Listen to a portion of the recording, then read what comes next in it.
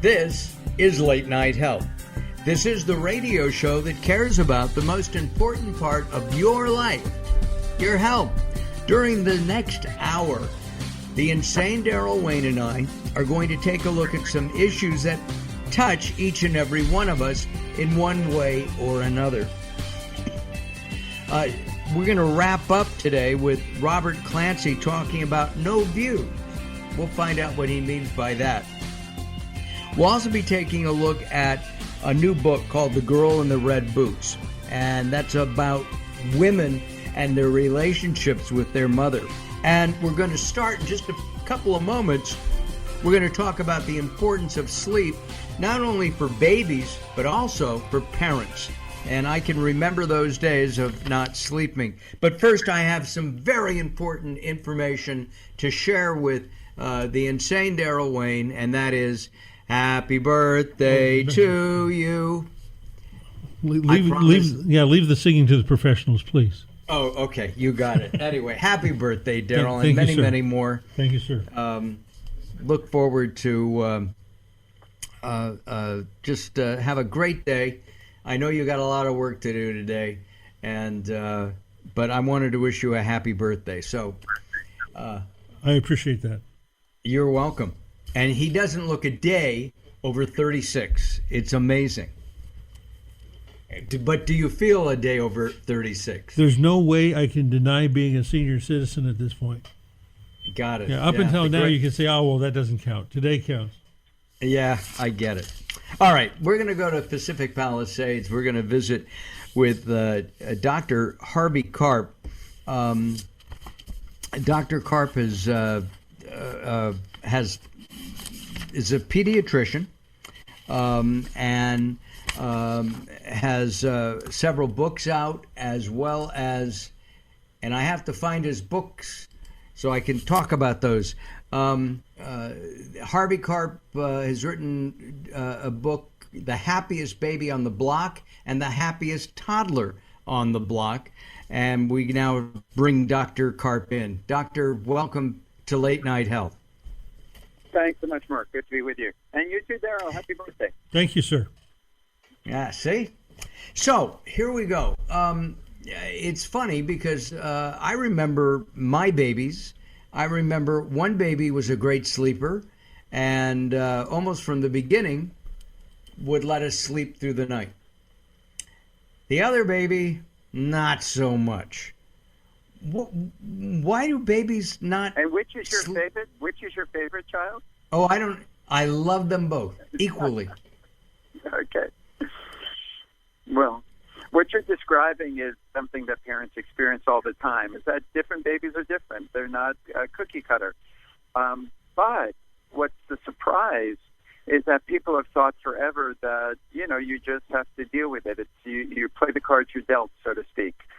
But it turns out that we can pretty easily improve a baby's sleep right from the very first days of life.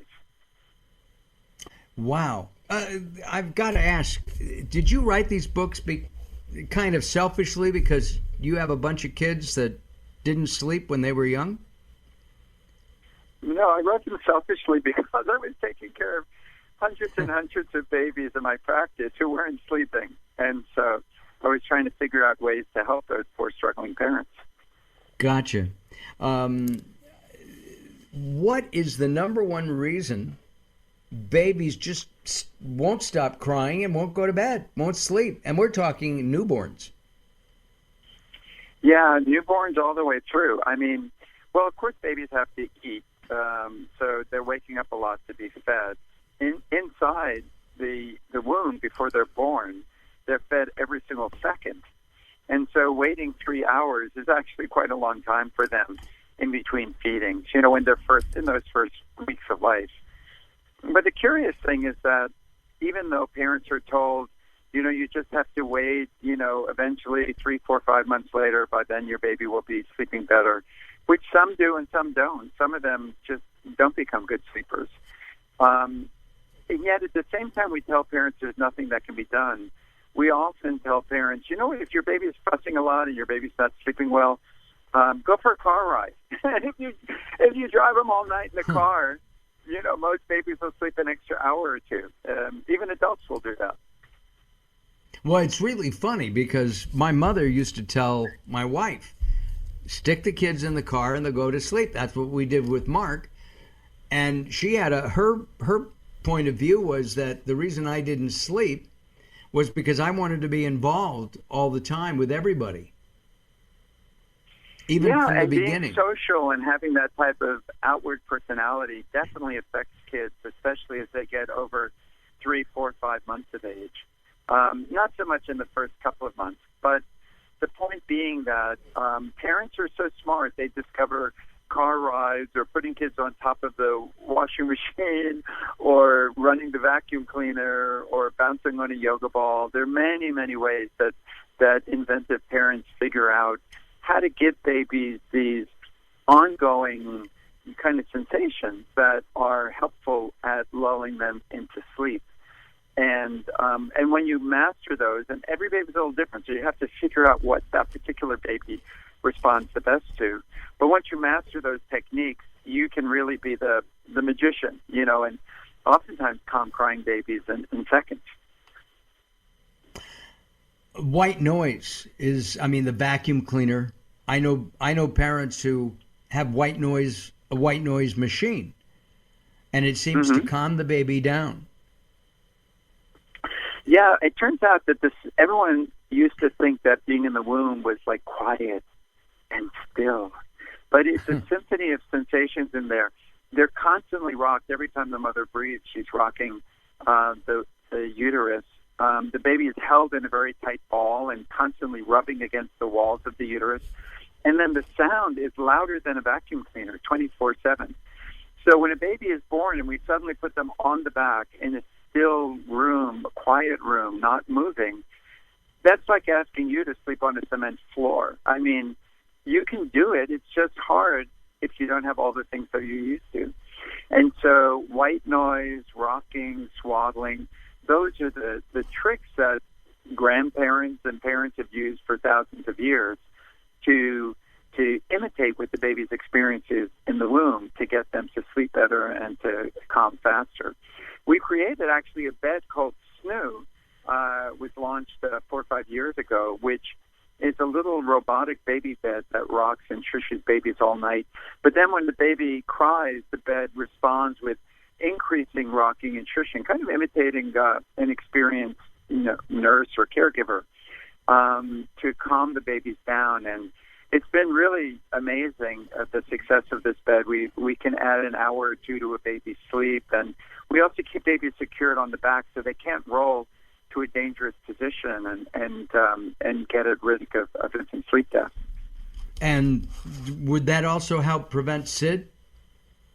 Exactly. Yeah, we're very proud that the FDA has designated SNOO a breakthrough device, meaning it has the potential to be life-saving. And we soon expect that it's going to be cleared as the world's first SID prevention bed.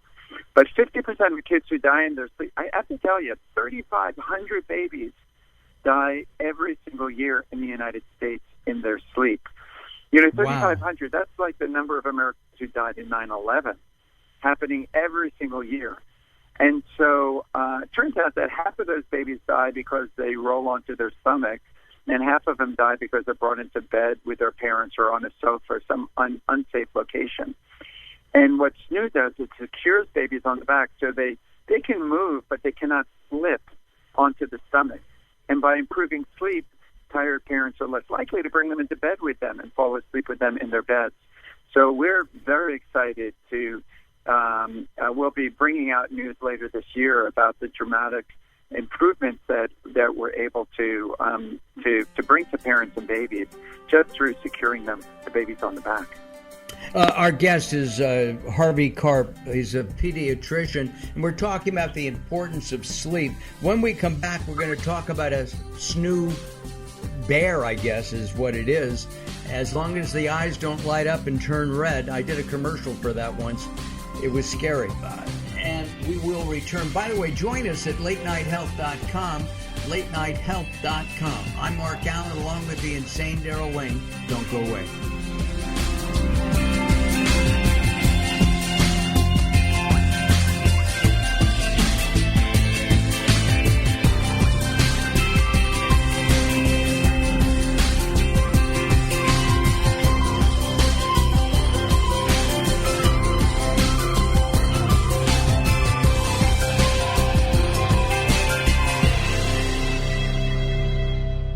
If you're listening to Late Night Health right now, you're part of the growing target of baby boomers we're serving.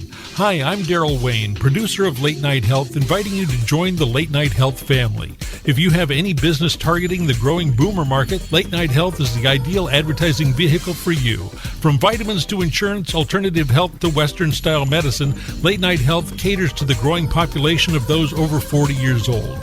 This vibrant demographic has expendable income to fight aging, purchase travel, take care of aging parents, or just have fun. Find out about the advertising opportunities with Late Night Health. Call us at 805-391-0308. That's 805-391-0308, or email us at info@latenighthealth.com. That's info@latenighthealth.com. Join Late Night Health as we empower people to take charge of their own health care.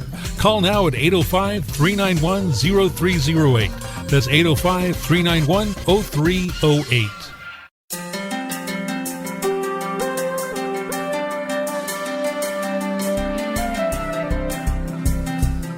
Late Night Health is proud of our partnership with the EBC, the Evolutionary Business Council. Check them out at ebcouncil.com. You're listening to Late Night Health with Mark Alyn. The show continues in a moment.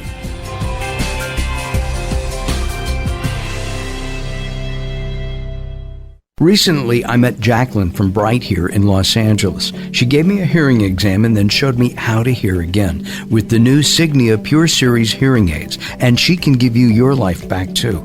I hear birds chirping, birds cooing, and even my wife. They easily connect to my smartphone. The Signia hearing aids are amazing, and with the charge and go, I don't have to fiddle with batteries and hear all day long. Not hearing is frustrating for you and your family. I know you don't have a problem, but trust me, call Bright Here now for a free hearing exam, a $125 value, yours free, just for making an appointment now. There are offices throughout the Los Angeles area. Call Bright Here now at 323-424-7100. That's 323-424-7100 for a free hearing exam. There's no obligation. Call now, 323-424-7100, or visit them on the web at brighthere.com. The latest from the greatest, the best in new music by classic rockers, with your host, the insane Daryl Wayne. This is Alice Cooper, and if Daryl Wayne is insane, what does that make me? Criminally insane. Stick around to find out. Many of the artist interviews for the latest from the greatest have been captured on audiobook. There is a Volume 1 and Volume 2. Great information and conversations with people in the industry and people surrounded by the industry, and of course the rock stars themselves. I'm the Reverend Al Green, and you're listening to the insane Daryl Wayne. And I said Wayne Insane. You can find it on Amazon or Blackstone Audio. Search for the latest from the greatest from Daryl Wayne, DARRELLWAYNE. Hello, this is Weird Al Yankovic, and you're listening to the insane Daryl Wayne, aren't you?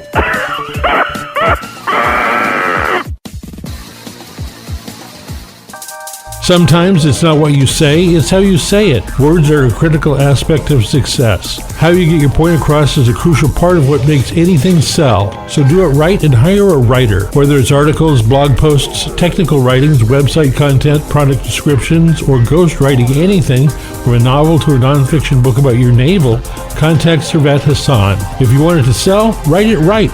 Email Servet at servet@servethassan.com.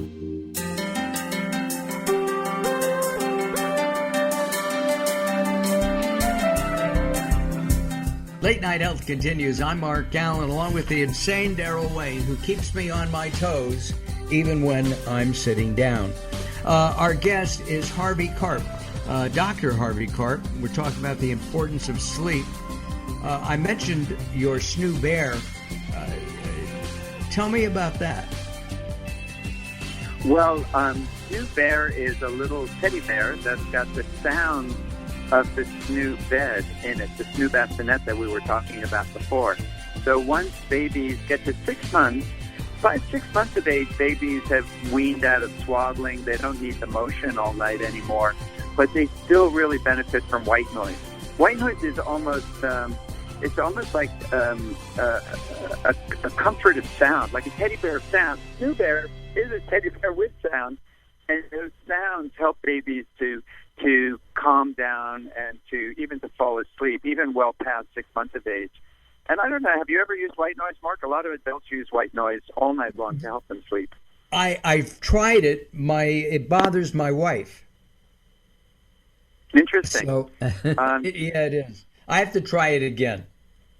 You know what you do? The best way to use white noise is, number one, make sure it's not too high pitch. You want it low pitch and rumbly. And turn it on an hour before bedtime. So it's in the background, and your wife will our ears tend to ignore things after we've heard it for a while. So have it kind of low level in the background, and then over time you can increase the level of the sound. And most people tolerate it pretty well if you do that. And my wife has listened to me for a number of years and has, ignores me, just like the white noise. That's right. You're just background. Your white noise is just like.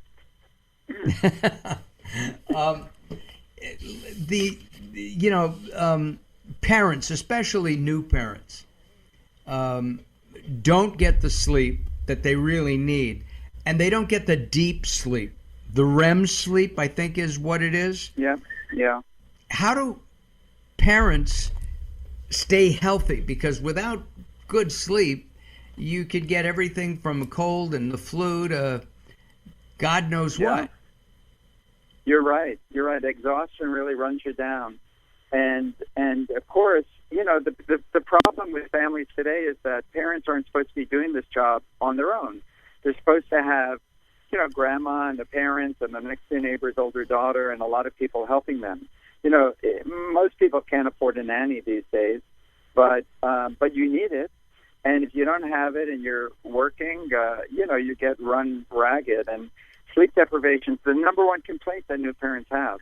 And it's not just a joke. It leads to postpartum depression and marital stress and obesity and car accidents and illness, like you were saying, and stress injuries, literally billions of dollars of healthcare costs and billions of dollars of employer costs for poor productivity and people, leaving the workforce and their health costs. I was mentioning SNU before. We have dozens and dozens of corporations, companies that give SNU as a benefit to their employees. Actually, I like to tell people anyone can get a free SNU. They just have to talk to their employer about providing as a benefit, because we rent these beds for about the cost of a Starbucks a day. It's a little bit more than $4 a day. Anyone can rent SNU, which is a 24-hour caregiver. It's almost like having a virtual nanny or extra pair of hands in the house with you. So whenever you want to cook dinner or take a shower or do a Zoom call or get some sleep, you can put the baby in SNU and just turn it on, and SNU is rocking and responding to your baby. So the baby sleeps better, and you get a little bit of a break as well, because that's what leads to what you were saying about your daughter being so tired and so many parents struggling with that. Exactly. It would also seem to me that you were saying that the newborn, the before the baby is born, it's swaddled within the womb. I was watching some period piece, and they were swaddling the babies back in the 15th, 16th, 17th century. Yep. Yeah, so they've been doing that for years. In practice. But it does have to be done safely. And the thing about swaddling is that it's fine if the baby's on the back. We don't like babies swaddled and on the stomach because they may have trouble getting their face out of the mattress. And so most doctors recommend stopping swaddling at around 2-3 months when babies start to roll over. However, in SNU, the baby is secured on the back. So you get all the benefits of swaddling for 4, 5, 6 months, as long as the baby needs it, without the risk that the baby can roll to an unsafe position. I got to say, I'm pretty proud of what we're doing with SNU. We're now in over 100 hospitals using it for premature babies, using it to support new mothers. And it is even, catch this, it is in 6 of the leading museums around the world, including the permanent collection of the Smithsonian Institution. So it really has been recognized as an iconic advance in how we take care of our babies.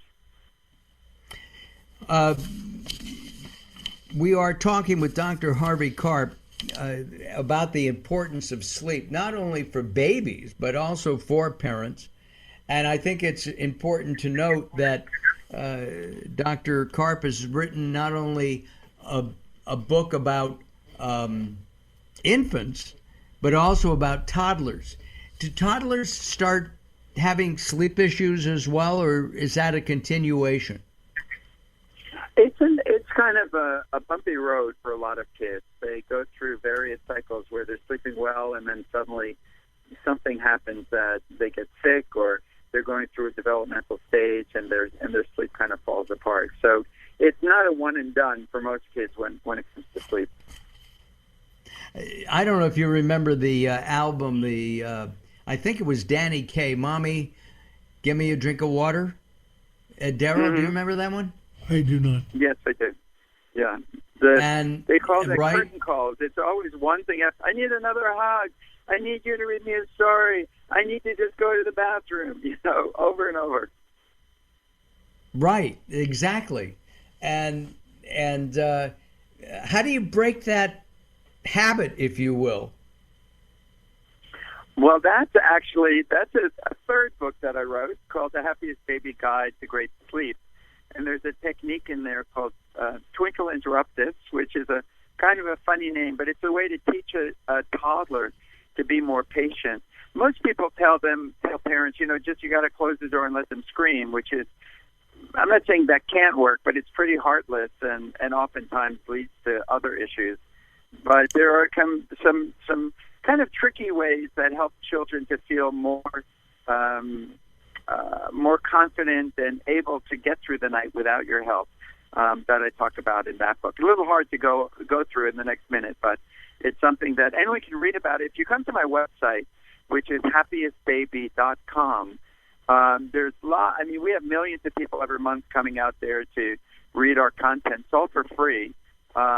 Read about toddlers in sleep or babies in sleep to learn more. Yeah, there's a great, I have to tell you, there's a great blog on here right now, Why 8 Hours of Sleep May Feel Like 4 to a New Parent. We just have a minute or so left. Doctor, most of the time we think of moms. What about the dads? Do they have a lack of sleep too? I mean, they're supporting the mom, certainly, and bringing the baby and all that. What's crazy about this, Mark, is there actually was a study on this which showed that fathers got less sleep than mothers. It was probably written by a guy. I don't know. Yes. But of course, men suffer from lack of sleep deprivation as well, and they even suffer from postpartum depression and anxiety related to sleep. The number one trigger of depression and anxiety is really exhaustion. So it's pretty epidemic in young families, which is why we believe that within another year or two, insurance companies and governmental agencies will subsidize snoo. I think that pretty much people are going to be able to get a free snoo just through their insurance company. I hope you'll come back and talk to us about your experience as a new grandfather later this year. Will you do that? Sure, I'd be happy to do that. Thanks so much for the invitation.